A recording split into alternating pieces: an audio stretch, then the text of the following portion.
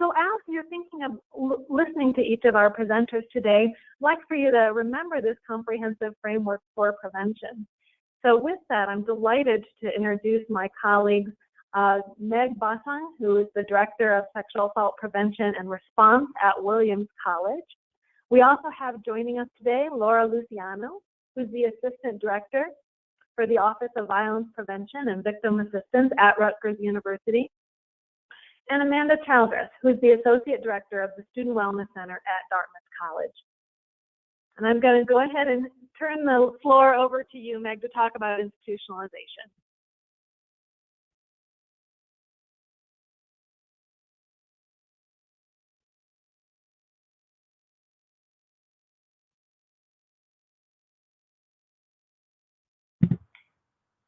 Hello, it's McKenna here. Meg is unmuted, so I'm not sure if she's having trouble coming through right now.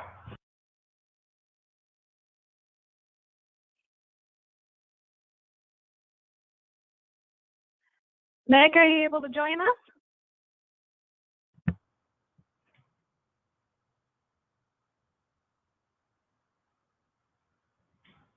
Oh. Okay, so while we're getting Meg on the line, how about now? Can you hear me now? Oh, great! We're glad you're with us. Hey, Meg, there it is. we're excited to hear about your work at Williams College. That's okay. Thank you. I was just probably talking on mute, and I apologize for that. But thank you all for joining us during this time today. I imagine that you, like me, perhaps were using it as a time to close your door and eat lunch quietly at your desk for an hour during a very busy Sexual Assault Awareness Month. I'm really happy to be able to talk about some of the aspects of institutionalization at Williams. The first place that I wanted to start is thinking about, I think the conversation around building networks, building coalitions, that's very familiar to all of us doing prevention work.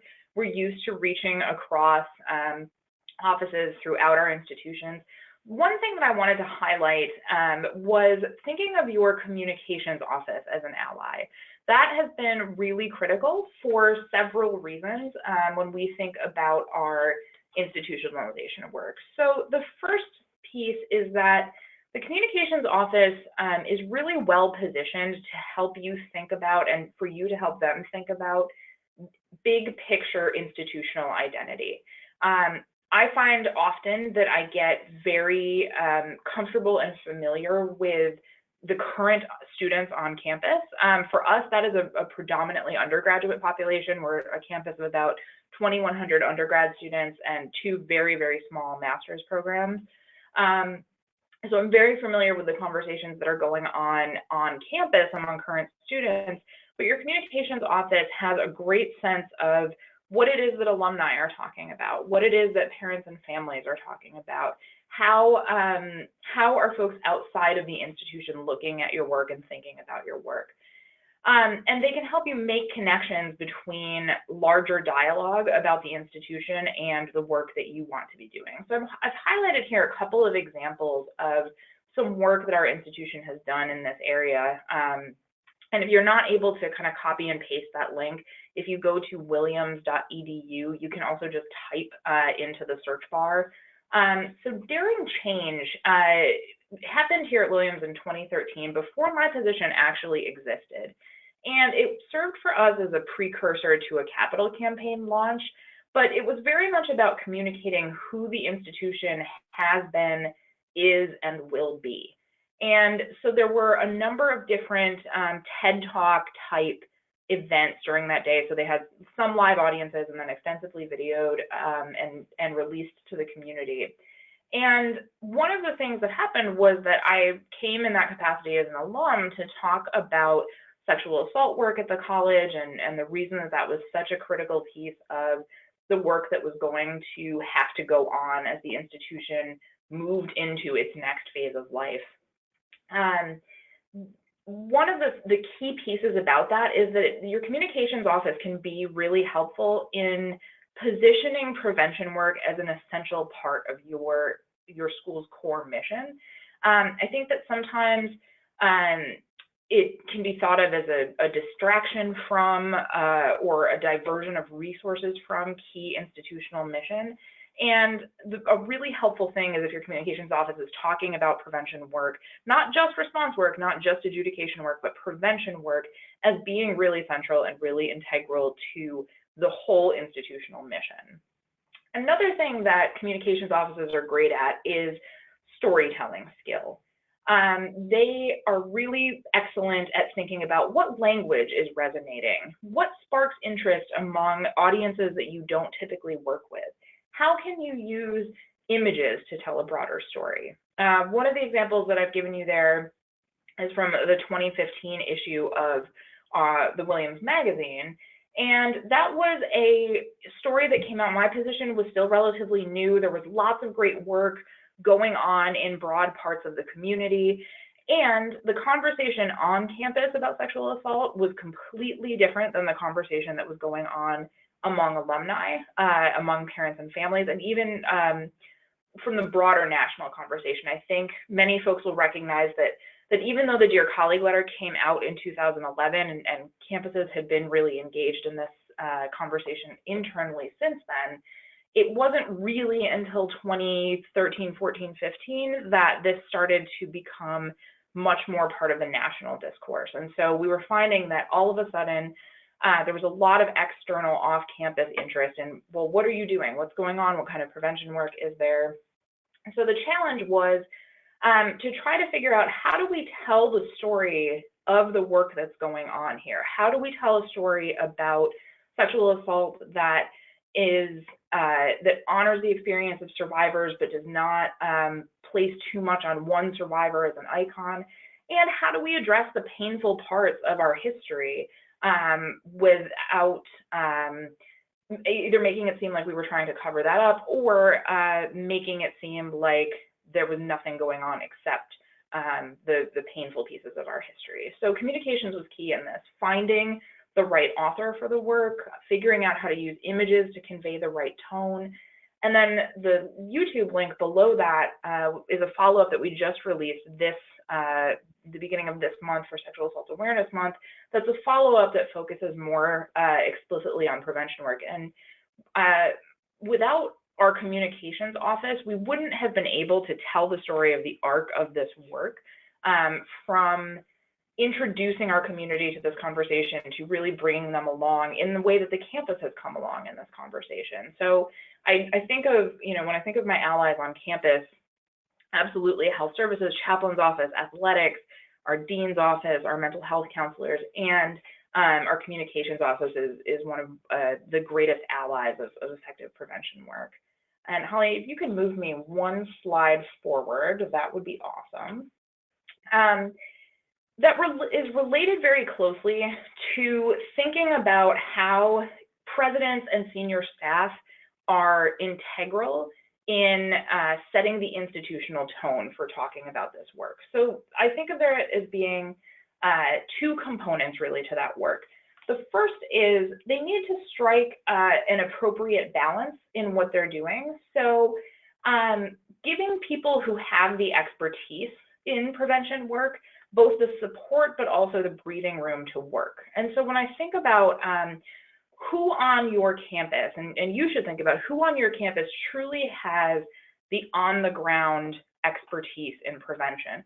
Very often it's your advocates, it's your prevention educators in all of their varied titles and locations. I know even without formally surveying you that you have titles ranging from health educator, director of wellness, associate director of the Women's Center, director of gender and sexuality resource centers. I know that we have myriad titles that encapsulate the prevention work that we're doing. So you folks are truly the experts.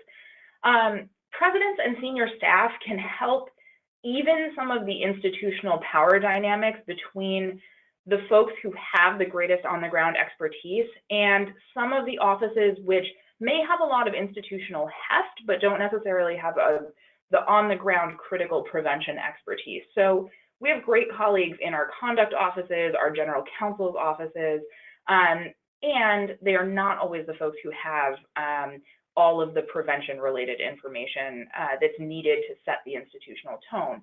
So again, your presidents and your senior staff can even out some of those power dynamics, especially in situations where those working relationships between the on-the-ground folks and the conduct or the general counsel's offices are not as smooth or perhaps symbiotic as they could be.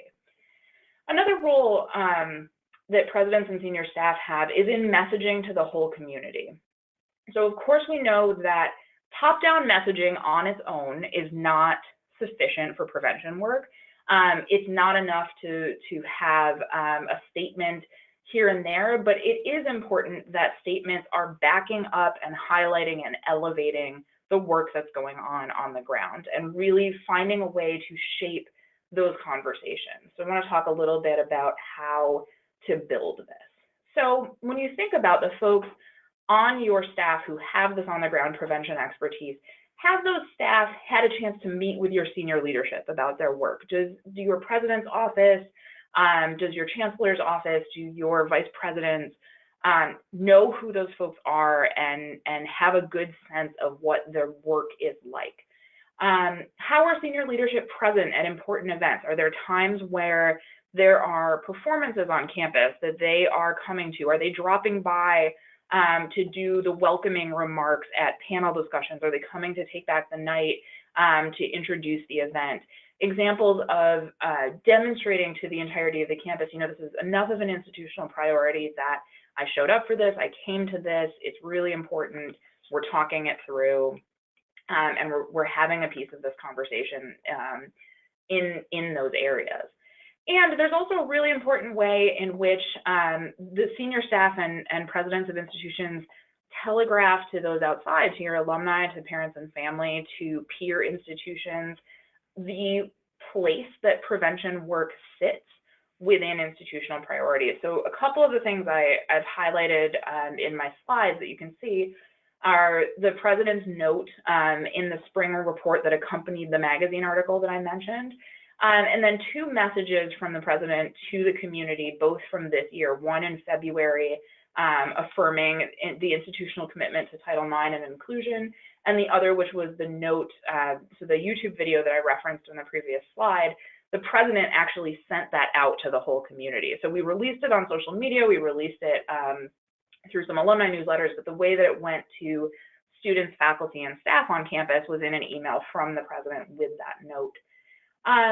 Another big piece of this is thinking through your communications and development offices in terms of who preps your president and senior staff with some talking points for discussions with donors, with alumni, with parents, that allows this conversation to grow off campus. Who makes sure that your president or your senior leadership has their 30-second or their 60-second or their 2-minute elevator pitch about what you're doing for sexual assault prevention and response that's able to go beyond, we take this very seriously, we have lots of great staff, all of those things may be true, and they need to have a little bit more meat in that elevator pitch or in that speech or in that blurb so that they can talk really authentically and in a way that honors the great prevention work that you're doing.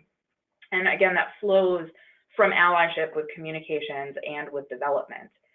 And the reason that I put that there is it leads us nicely into our next slide, which Holly will show you momentarily, which is it opens up the conversation about funding priorities and leveraging institutional funding for prevention work. So I'm going to take 20 seconds right now to just do a quick funding primer about college and university funding. So all institutions have some mix, if you picture like a little funding pie chart, some mix of federal and state funds in the form of direct funding of public institutions, of Pell Grants and Stafford loans to students, grant funding ranging from huge National Institutes of Health or National Science Foundation grants to faculty, to OVW campus grants. Some of the grants or Department of Justice Smart Office grants that many of us hold and are familiar with. So there's direct funding at the federal and state level. There's tuition and fees. There's self-supporting operations like dining or residence halls or laundry. And then there's investment revenue and endowment spending, which comes from the assets the institution holds. And then there are private gifts, so gifts from alumni and friends of the institution.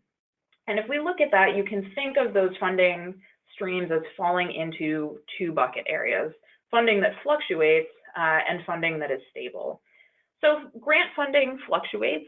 We know that it's somewhat at the mercy of legislative spending priorities, somewhat at the mercy, even in a multi-year or 2 or 3 grant year cycle, that often that's a term grant. And so all of us who have subsisted on grant funding know the way that fluctuates. Funding that is stable often comes more from the institution in the form of private gifts that are earmarked for specific spending, or the way that colleges choose to spend their investment revenue and endowment funds. So one argument that I think is a strong one to make is that prevention work is truly an investment opportunity for leadership donors across all institutions. And it's a really critical way of voicing an institution's commitment to prevention work by saying, you know what, this is so important, it's so core to our mission that we're going to devote funding to this out of our operating budget. Grant work is fantastic. Relying on coalition-funded work, that is also great.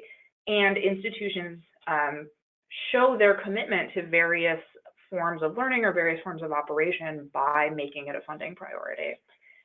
So a few things to say about how that can work for you. So when you're thinking of broaching conversations with your development office, the way that work is funded needs to be informed, it needs to be specific, and it needs to be able to evolve. So I'll speak to that. So if your development office is even entertaining ideas about soliciting funding to fund your work, the people, again, who are the on-the-ground experts are the ones who should really be part of that conversation about getting that off the ground, so that it is linked very clearly to what you are doing, what you're going to need to do in the future. Because funding is great, and I don't think that it's great if you're in the position where your development office comes to you and says, oh, great news, we got $100,000 to buy whistles for all female students in perpetuity. That is probably not going to be exactly the funding stream that you were hoping for. It needs to be specific enough that you can utilize it in a way that shows donors that, yes, I'm having an impact, this is a great thing to do, and it's able to evolve as your work evolves and as conversations among alumni and parents and family and friends of the institution evolve.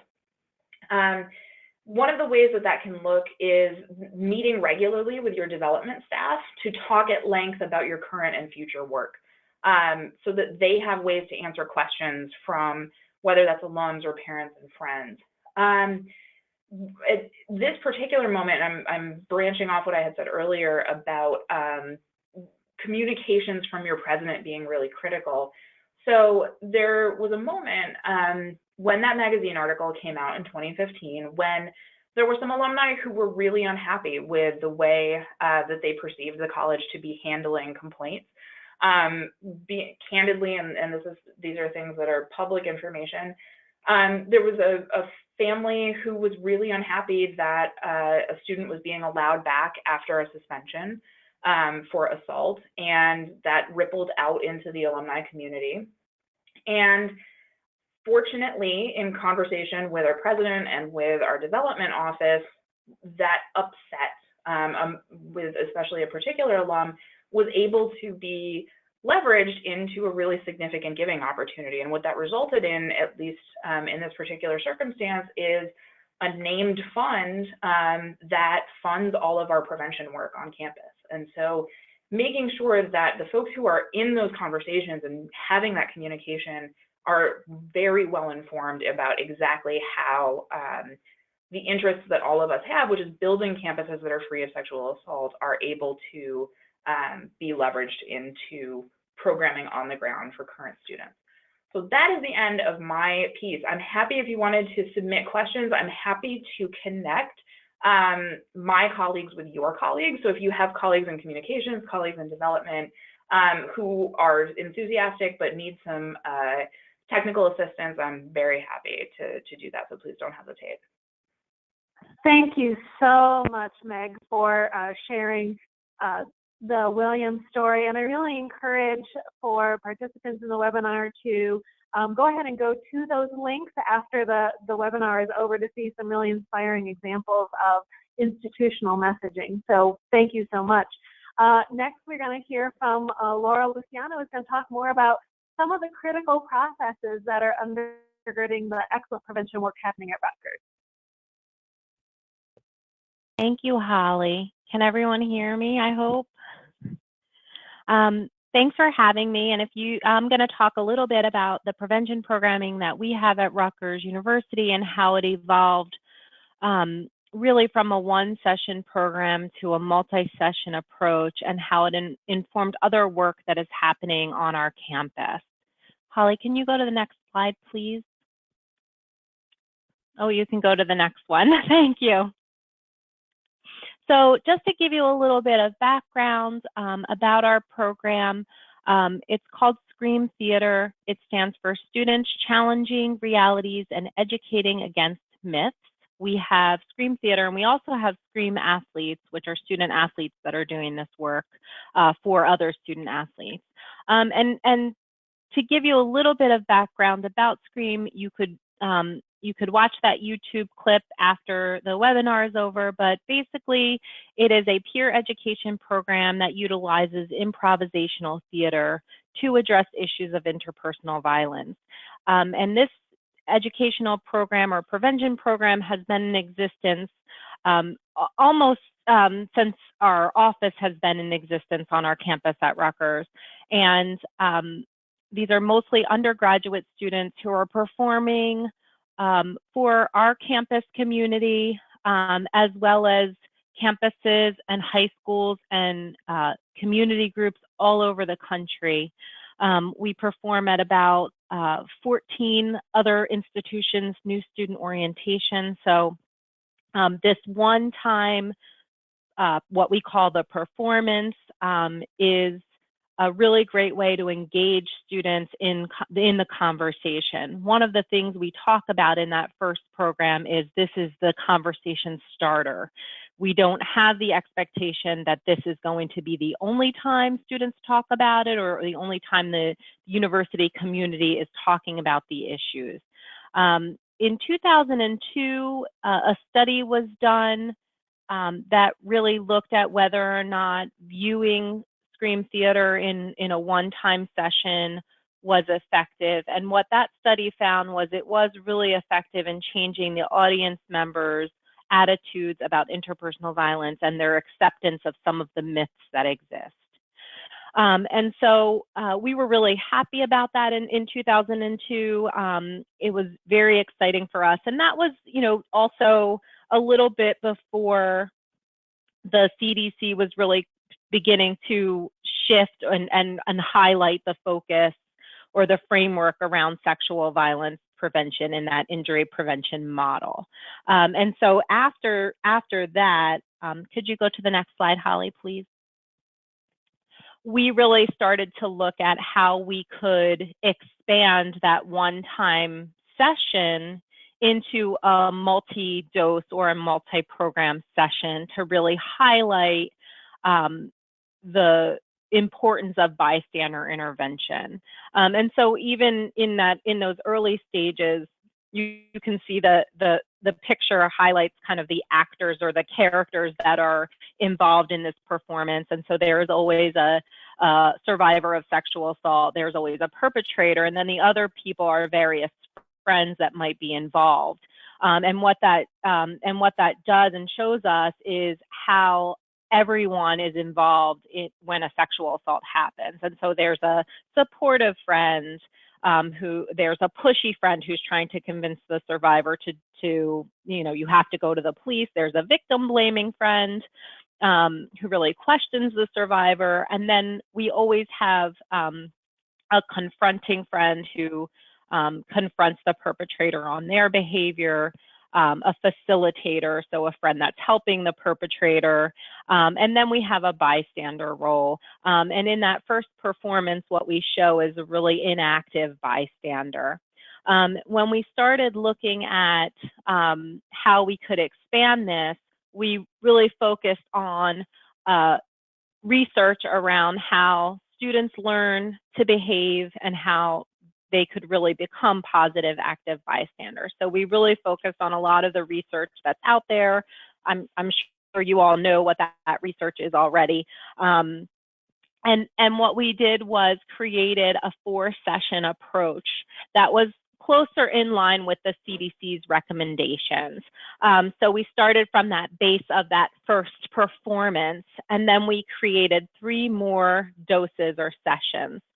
The second session is called the You Choose session, and what we do is we take those same main scenes from our performance and have students vote on 3 options of what they want to see the bystander role do. So our bystander's name is Sam, and the participants, the audience members, will choose what intervention they want to see Sam act out, and then our actors show what that looks like. So we typically give a very direct approach, a direct intervention, a intervention that asks for get someone else involved.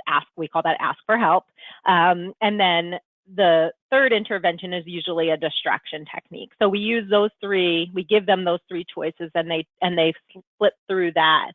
The third session is called Acting Makes a Difference, and this is under the idea that we know that we need to practice intervention skills to be effective at them. And so this takes those same scenes and asks students to now come up with their own interventions and then act them out. So it's heavily involved in student or participation. And then that fourth dose is we call What Would You Do? And we bring in other issues. So this is where we might bring in some issues of relationship abuse. We bring in stalking. We might bring in street harassment, language, how language impacts how we think about violence, and other issues, and really get students to think about how they might be able to intervene. Holly, can you advance, please? So the other thing that's has really been important for this programming is being connected to faculty and being able to research whether or not this is effective, right? In our heads, we thought the 1 dose was proven effective, so most certainly the multiple doses will be proven effective, but we really needed to study that. So in the summer of 2010, we embarked on a research process with Dr. Sarah McMahon. Some of you may be familiar with Dr. McMahon and her amazing work.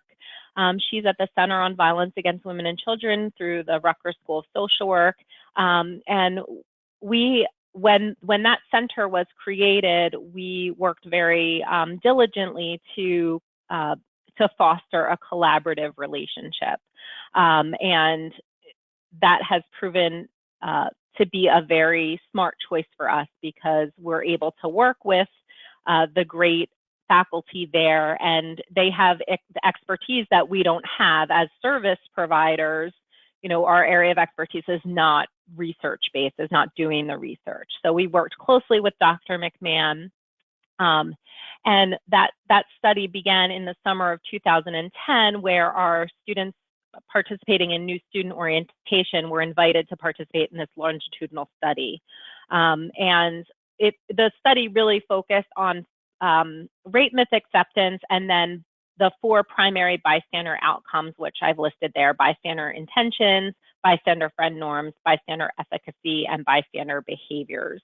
And what we found in this longitudinal study, which was very long, the students participated in through their first year into their I think October or November of their second year. I'm sorry, I'm lying. February of their second year. So this went till February 2012. So it was a huge project with a lot of students participating in this. And what we found was that the program was effective in changing not only attitudes, but also behaviors and intentions. So it was very successful. As we moved along with that, and so one thing I will say is if you have programs that you need to study to show effectiveness, even if it's not on as large a scale. I mean, we had a huge grant to do this study. So even if it's not on as huge a scale as that was, partner with your faculty who are also interested in doing research. And there are some kind of usual suspects that we might go to: social work, psychology, sociology, right? Those are the places that you might look for faculty who are willing to do this work with you because they want to, because it's connected to their area of study, because they're interested in publishing, etc. Right? There are a lot of reasons. So after this study was done, we knew that we needed to keep offering this to students. And so certainly new student orientation that's that one session, right? We only have about an hour and a half in new student orientation, so we're not doing the full-blown programming there. We're doing that first session. And so what we did after students are seeing us in new student orientation, we really kind of reach out to our other colleagues and other student groups on campus, really by focusing on leadership skills. So focusing on bystander intervention as leadership and asking them to participate in the program, which is actually now 7 hours. We've added a few other sessions onto that. It is an incentivized program. So what we offer students are some giveaways. It's not incentivized in a really huge way. They get a T-shirt at the end of it and some other fun buttons and bracelets and pens. If they are part of a student organization and they have a certain percentage of their student org complete, so this is largely true for our fraternity and sororities on campus, we will make a donation, a small donation in their name to the philanthropy of their choice. The other thing that we ask students to do is then figure out how they can spread the message to other people. So they come up with a plan of what they'll do after the training. For some groups, one of the groups actually made a Facebook week-long postings where they were posting things about bystander intervention, and they were sharing that broadly on their social media. Other groups have done programming where they'll bring a small group of people together, or maybe the other people in their org that weren't able to attend together and teach them what they learned. The other piece of this that was really helpful for us is being able to connect our bystander intervention messages to other programming that was happening on campus. And we were largely able to do this through our End Sexual Violence campaign that was spearheaded by our Vice Chancellor of Student Affairs. So the other thing is, to find your champion on campus, find that person that's willing to put some effort and energy into this. And that was really helpful. These pictures just highlight some of the programs we did. We had an event called Turn the Campus Purple, which was an awareness raising event about domestic violence relationship abuse. And part of what the students decided to do was do a chalking event as part of Turn the Campus Purple, and all of the chalking messages were around bystander intervention. We do 1 Billion Rising on our campus, as I'm sure some of you all do. You can see that middle picture is we had these placards, lawn signs printed, people signed them, and they were messages about being part of the solution, speaking out about things and being willing to intervene. And so we had people sign those and then put those all over campus.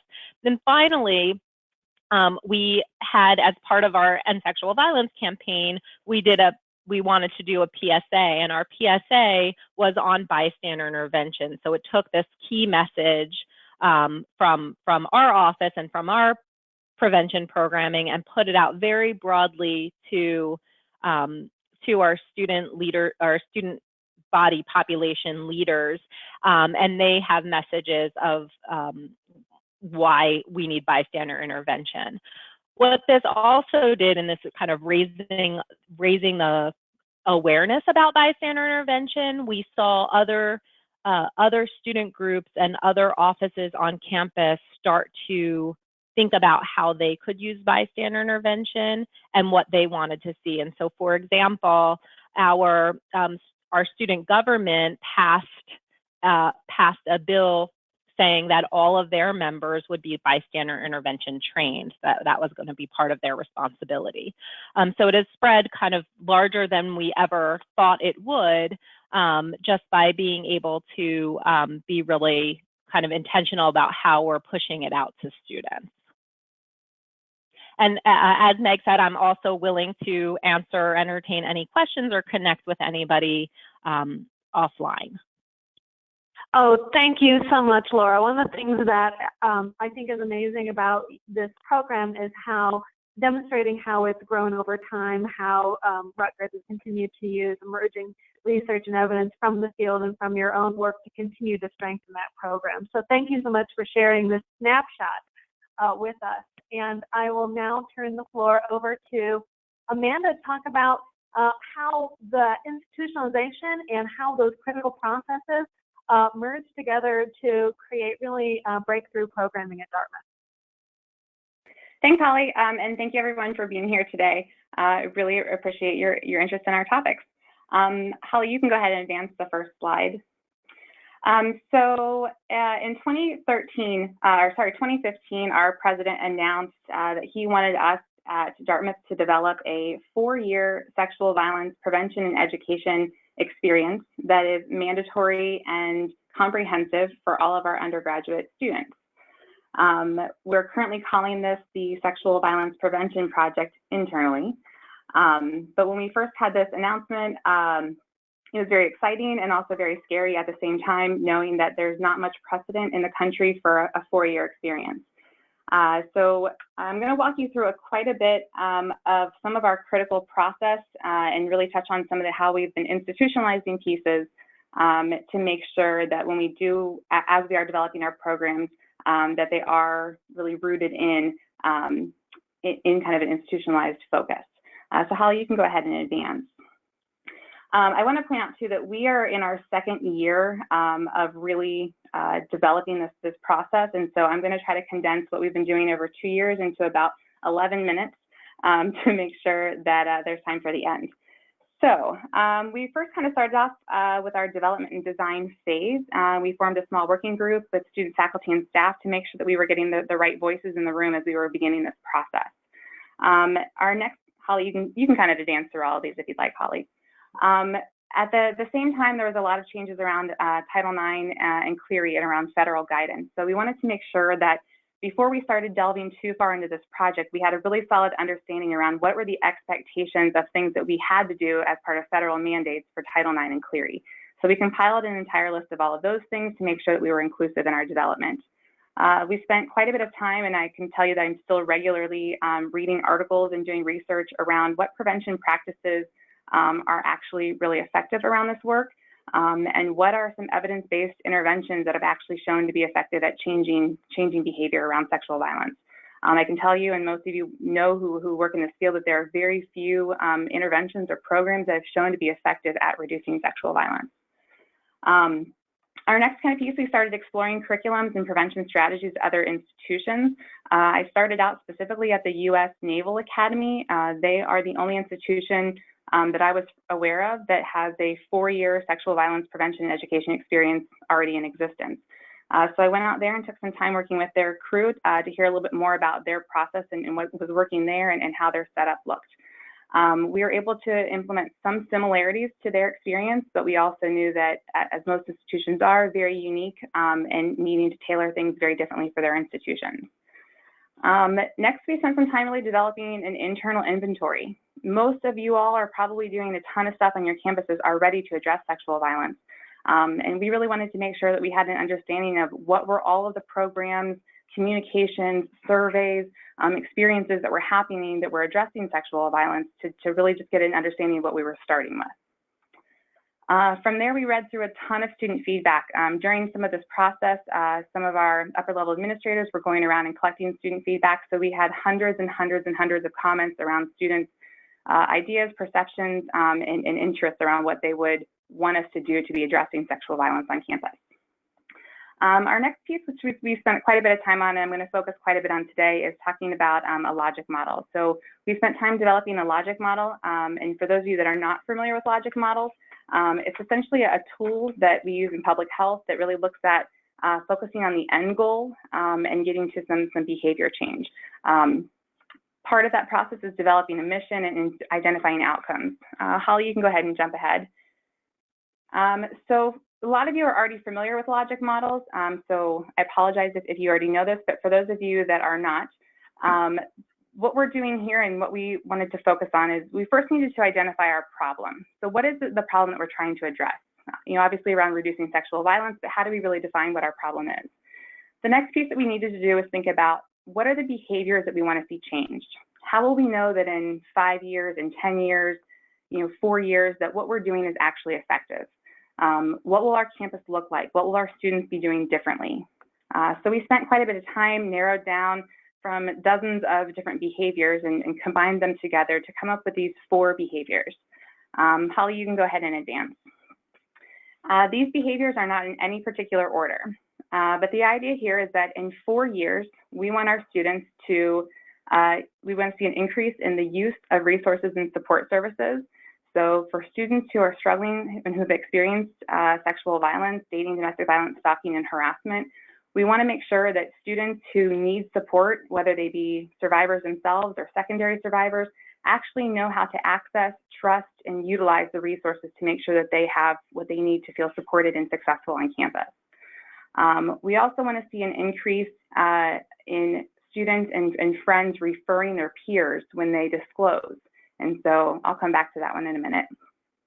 The second behavior we want to see increased is proactive consent in sexual encounters. We want to make sure that our students are engaging in proactive conversations before they're choosing to be sexually active. We want to see an increase in respectful communication across difference. This item really gets to, for us, the roots of sexual violence. We know that violence in general is rooted in oppression, inequity, power, and a lot of this has to do with a variety of oppression that we're dealing with across campuses and across our country. We know that students in marginalized communities are least likely to reach out for support services when they need them. We know that marginalized students are much more likely to be targeted for violence. And we know that around bystander intervention, majority students are less likely to intervene with situations where there are people that look different from them. We need to see an increase in respectful interactions and communication across difference if we really want to see change on campus. This is looking quite a bit around social justice and diversity. We obviously didn't want to call it that, knowing that some people are going to have some reactions to it. So we went with the title around respectful communication across difference. And the last piece is we want to see an increase in acts of bystander intervention across the spectrum. So not just imminent moments of harm, but in those early moments as well, around language and comments and things that people are saying to create a hostile environment. And then this bystander intervention wraps back around to the first one. So we want to make sure that students are intervening and supporting people who are disclosing experiences of sexual violence. So if in 4 years our students graduate, not just knowing how to do these things, but actually engaging in these behaviors, when someone discloses an act of sexual violence, they connect them to resources in a trauma-informed way. That before they're sexually active, they engage in a proactive conversation with their partners about what they want and don't want to do sexually. That they're able to engage in respectful communication with people who have different ideas, identities, experiences, genders than them. And that students, when they see a moment of harm, they intervene because it doesn't feel okay to them. And we believe that if in 4 years students are able to do those things, like would violence exist in our community? Holly, you can advance. So the idea here with the logic model is once we identify what those behaviors are, we need to work our way backwards. So what are the attitudes that are hindering those behaviors? Once we identified what those attitudes were for each of those behaviors, we needed to work our way backwards again. And we needed to just figure out what are the knowledge and skills that students need to shift those attitudes. Work our ways backwards again to find out, who do we need to be reaching, back again, what activities or programs or interventions have actually shown to be effective to address those, and then working our way back again to the budget and the resources. What are the things that we need to do this effectively? So when you look at your logic model in general, then you start, and Holly, you can advance here, then you look at if we invest these things and we do these activities and we reach these students, then they will learn these new skills and this knowledge, which will shift their attitudes and ultimately change their behavior. This is a really helpful model to look at. Most people, when they're putting together their programs, spend a lot of focus around the activities. They say, we have a problem with sexual violence, so we need to do, and there's a whole list of things that they try to do. There are lots of campaigns that are out there nationally. People will reach out and say, you should do this program or this program or this program, without actually taking time to think about what is the goal, and does that program, is it going to lead to the behavior change that you're looking for? Holly, you can advance. So our next piece then was developing a framework. You can advance again. And one more time. So what we needed to think about is how will we deliver a 4-year experience? What will that look like within these issues? There's a huge list of considerations we needed to consider. I'm not going to discuss them right now because of time, but here's kind of our overall framework, and this is what we are working with. Knowing the prevention research, we know that dosage is incredibly important. So we wanted to make sure that students were engaging with each of these 4 content areas each year. So what we've heard regularly from our first-year students is that they get a lot of this information in their first year, but it falls off after that. So what we're hoping to do here is figure out what is the best way to deliver this information to our sophomores, juniors, and seniors. Our plan is, and we have proposed the idea of kind of developing a menu of options. And so we know that right now our sophomores and juniors travel all over the world throughout their sophomore and junior year. And so it makes it really difficult for them to be here on campus and to participate in programs. And so what we need to create is what are some realistic options and ways that they can connect with this experience and really engage in a way that is going to be useful and productive for them. So we're going to, in some sense, we will be figuring this part out right now. How do we provide a menu of options of programs and experiences that are actually effective? Holly, you can advance. Part of what we need to be thoughtful too, and there's a lot around this, is how do we develop experiences that are, developmentally appropriate to students, that are culturally relevant, that really adapt to students' learning styles. Some students are really great in workshops, and others want to, really learn about some of this stuff in the privacy of their room. How do we make sure that we have accessible opportunities for students to engage? Very similar to what Laura had touched on, we want to make sure that we integrate a lot of these experiences into student experiences that already exist. And a big portion of this is our students are telling us regularly, there's already too many things that they have to do, too many programs that they have to participate in and attend. So how do we integrate these things into their Greek communities, into their residential communities, into their outdoor sports and athletics, and a variety of different experiences that exist? You can advance. Thank you. So here's just kind of an example of an inventory that we started collecting. This is a huge, huge list for us, but we wanted to make sure we had an understanding of what are the programs, what are the learning outcomes. We actually found that a good portion of our programs don't have learning outcomes. We never sat down, or we inherited a lot of programs that never had learning outcomes. We wanted to try to figure out, when are these programs being offered? Has there been any sort of assessment or evaluation done around them? And we found also that most of our programs have not been assessed or evaluated for effectiveness. You can advance. Okay. What I kind of have here is we went through and we tried to map out what our first year experience looked like around exposure to these topics or to these programs. You'll see kind of here within our first year experience that there's a lot of different colors. The colors then correspond to each of the behavioral outcomes. The boxes that are fully colored in are actual kind of programs where students are learning some skills or some knowledge. The white boxes are really more around messaging, and so this kind of goes back to what Meg was talking about around institutionalization. we really wanted to capture at what points are messages around sexual violence being talked about to the student body.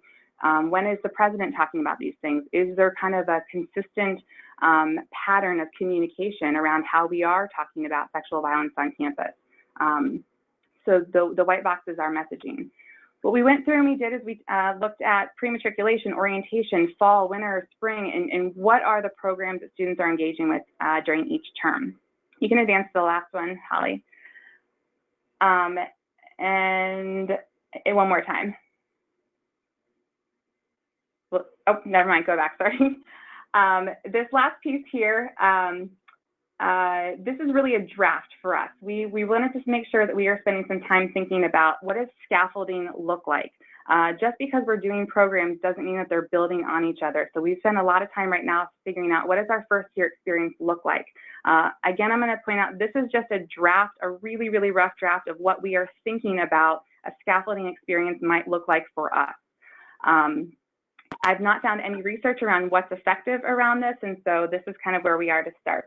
If people have questions, please don't hesitate to reach out. I've put a ton of references at the end of this if you want access to those for good places to start. Sorry for going over time. Oh, thank you so much for pulling the curtain back and sharing with us, Amanda, what the path has looked like for Dartmouth in, achieving a goal that at least when I was a campus professional, I really strived for, which was to get that programming across all the years of students' experience. So thank you. And we're going to wrap this up by sharing with the rest of the audience a new resource, the Campus Prevention Network, and I'm going to turn it over to Rob. Hi, Holly. Thank you so much. Can you hear me? Yes, we can hear you. Great. So I'm tremendously excited to announce the launch of the Campus Prevention Network. Most, if not all of you, should have received an email about this last week, and we have sent communications to over 3,000 college presidents across the country this month.